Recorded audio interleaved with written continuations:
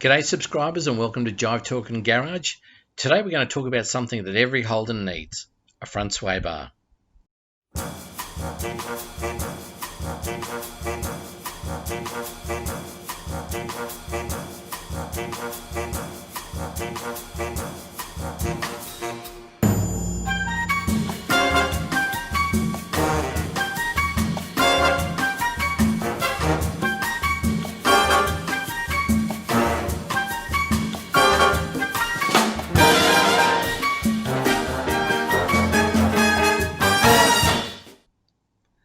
Well, if you have a look at the Holden shop manual, you can see, and this is a classic example, that you've got a sedan, you've got a ute, and you've got the panel van.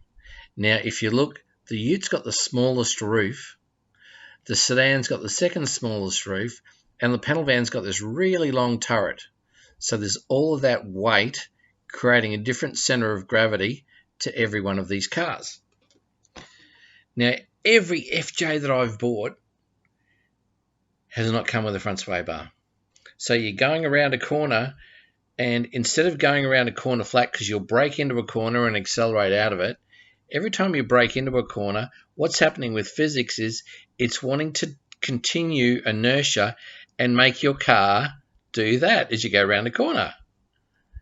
And so FJ Holdens, they were just this wibbly wobbly car as you're driving along, and it's just all sort of roly-poly, and it was like, oh my god, this is terrible. And I very quickly learned that I needed to get a front sway bar for it, and thank goodness, you know, my mates at Fight Club, they helped me. And there's also people out there like Russell Tronk who know what they're talking about, and you can go to them in the club and say, look, my FJ's doing this or my car's doing that. What should I be doing?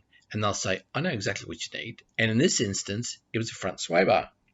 Now, I've got a couple, but I've pulled one out from stock. Now, as you can see, these are a pretty sturdy steel bar.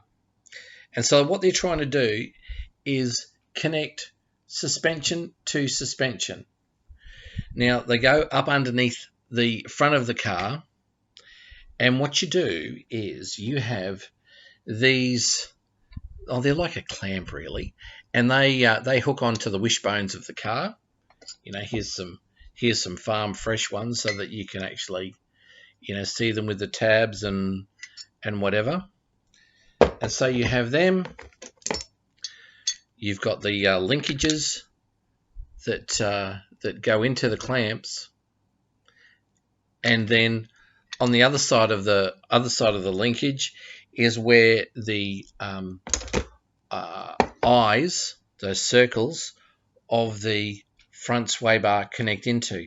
Now, we'll do an episode when this is all cleaned up and painted gloss black like they should be, with all the front suspension bits on the car. So when it's in the car, you can actually see, oh, it's part of it. But I'll guarantee when they're up and in, people don't take any notice of them. Now, they're connected at the ends, so that where the wishbones are, that's where the clamps are, and then they've got the linkages, and then the bars go on each side of the linkages. But there's these types of clamps and bushes, so you can see what they're like. Now, the bushes will be big depending upon the thickness of the steel diameter. Right? So the steel diameter of the sway bar is going to determine what the size of the bush is. But you know, there'll be a couple of clamps, and these just bolt up underneath the car where the radiator support panel is, for instance. Or there's another type that I've seen on Walter Bishop's car, for instance, where it's mounted on angle iron. It's mounted on angle, and they just bolt up that way. But needless to say, all of those components stop the car wanting to body roll into a corner. And that's what effectively is happening. You know, you're going into a corner, you want to stay in the left lane, but because of the way you're traveling, going around a 90-degree corner, the car is actually wanting to go into the right lane of that new street that you're entering into. And that's because of the body roll of the car, because of that high center of gravity. So the Utes got the best ride out of the FJs and FXs, followed by the sedan, and then followed by the Ute. And when I talk about ride, I'm not talking about the up and down of the suspension. I'm talking about the handling and going around corners. And it's all to do with the center of gravity on the cars. So that's why you really need these sway bars to do the job, because they are just they're really invaluable and make the driving experience so much better. Without these, you're lost, and the car's just all roly poly, and it's all over the road, and you think, oh my goodness, this is terrible. Now, there's companies out there that do it as far as provide these products, and I'm not talking about I'm talking about manufacturers really, and I'm just hoping you can. It's not coming up real well. K-Mac's one of them. I noticed that they supply, and I've also put on Nasco Bay some of the adverts of the day. Now that one's very, very difficult to see because of the lights. However, it just shows a HQ with a simple sway bar arrangement being fitted up to it, and that's to improve the handling of the car. Now, don't forget, with that sort of body style, it wasn't until one of the American executives came out here and they gave him a HQ, HZ, whatever it was, when they introduced radial tune suspension. And, he just was given a company car and off you go, go back to the motel. And the first time he hit the brakes and the car was all over the shop, and he just brought the vehicle back and said, this car's terrible. We've got a thing called radial tune suspension, which is why they put RTS on Holdens. So you can see suspension and handling go hand in hand. Now, to give you a little tip, the other day I was getting some tyres fitted for my VF Commodore, and they had two 15-inch radials in there. And when I say 15-inch, I'm meaning for 15-inch wheels. And they were of the Galaxy brand, and they had probably a strip of ribbon. Now, I've put it on Nasco Bay. So if you're interested, just go to the Nasco Bay Facebook page and you'll see it there.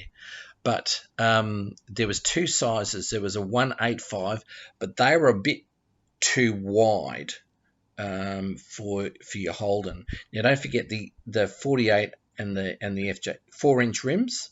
So you don't need things that are too wide for a stocky rim, and I'm only talking stock because, at least I understand that. So the other Galaxy wheel they had was a 165, and that had the white ribbon on it. So I'm talking about a white strip all the way around the car. Around the tire, and that was a 165 15. The tread that was on there, the cut that they had, it didn't look bad. It was a little skinny, but then when I was looking, I was thinking, Jules, they're skinny tires anyway. What on earth do you expect? I know for me, I originally had some Firestones put on my Ute as far as radials are concerned after I got rid of the Olympics, because don't forget, the first 15-inch wheels that came out for commercials were a 550 Olympic. Now, Olympic was bought out by Bridgestone in the 1980s, in the early 80s actually. So they came out with an Olympic 550, or if you paid the extra money, you got the 590. So you got a higher tire. So I got a set of 590s for mine, but they only last so long, and cross-blow tires aren't great handling pieces of rubber, so it's so much safer to go to radials, and not for nothing. With AHF guidelines, if you're going to the Nationals or any car show, indicators, seat belts, and radial tires do not add any scrutineering points as far as putting your car into a class, because they're a safety item. And let's face it, with the technology that's available today, you want your car, and it doesn't matter whether it's an FJ Holden, your Commodore, a Falcon, a Mustang, or whatever, you want to have as best rubber and handling and suspension on it that you can actually get, which is why I today chose the front sway bar as a thing I wanted to talk to on Jive Talking Garage, because it is probably the best first thing that you can get when you get your Holden, if you don't have one on there, because it is remarkable how much it improves, and it's really tying the front suspension up, so when you go around a corner, you're not having one side of the car want to continue going. You've still got that inertia there and that body roll, but because you've got the sway bar there, and the sway bar is attached to the wishbones, well, then you've got everything sort of tied down, and so it's there's a lot of obvious pressure on the front suspension and so on, but this is all designed to do this type of thing, which is why, by getting a nice strong sway bar, torsion bar, you're actually trying to, make it so that you're having, they call it a sway bar, but it's an anti-sway bar, because you're taking the body roll out of the car by trying to tie the car down to the suspension, because the suspension is obviously attached to the wheels, and the wheels are attached to the road, so you're trying to make it as flat as possible, which is why it's so important to have that sway bar. So there you go, folks, a little bit of technical detail for the ride and handling of your car. We've talked about the anti-sway bar, a little bit of rubber, but if you want to find out more about it, we'll come and have a look at NASCO Bay and see what we've got on there for you, as far as information is concerned. I've also put the tyres on there. But in the meantime, don't forget to have a look at the rest of our clips that we've got on YouTube. Pop by and see us at NASCO Bay. But more importantly, enjoy your Holden.